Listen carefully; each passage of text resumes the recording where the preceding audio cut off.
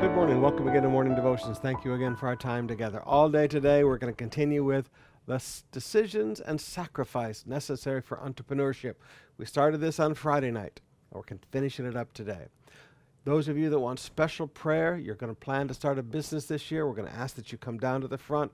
We want to lay hands on you and pray for God to give you wisdom as you start this new business. Today, I want us to come back to the very last passage in Genesis chapter 25, beginning with verse 29. One day, when Jacob was cooking some stew, Esau arrived home from the wilderness, exhausted and hungry. He said to Jacob, "I'm starved. Give me some of that red stew."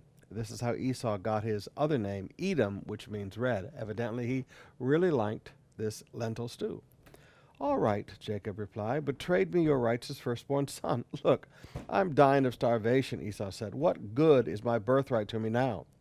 But Jacob said, "First, you must swear to me that your birthright is mine."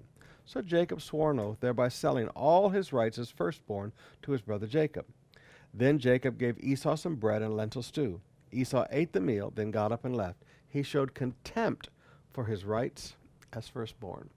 Now there's a couple of things I want you to see here. First of all, whatever you do not respect in your life, you lose.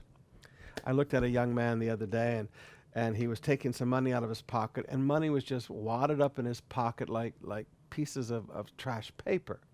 And I looked at him and I said, "Money's never going to flow to your life." He said, "Why do you say that?" I said, "Look at how you disrespect money. You just wad it up in your pocket like a bunch of pieces of garbage paper, like a tissue that you've blown your nose in." I said, "You have no respect for money. Money will never come to you. Money will never flow to you." You should see a man who doesn't polish his shoes, and he wonders why he doesn't have nice clothes. You look at people who don't take care of their homes, and they wonder why God doesn't give them a beautiful dream house. Well, whatever you disrespect, you lose. Whatever you show contempt for in life, you lose. Now, yet parents show contempt for their children, and they lose them later in life. Young people show contempt for their parents, and they lose that relationship with them. Whatever you show contempt for in life, you lose. But the second principle I want you to see here is that you never make long-term decisions on the basis of short-term need. And the principle real simple is this: don't make a long-term decision about a short-term problem. His short-term problem was he was hungry. The long-term situation was his birthright.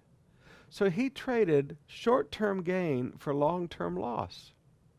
Every one of us in life feels the immediate pressure of a problem that's right now in our face.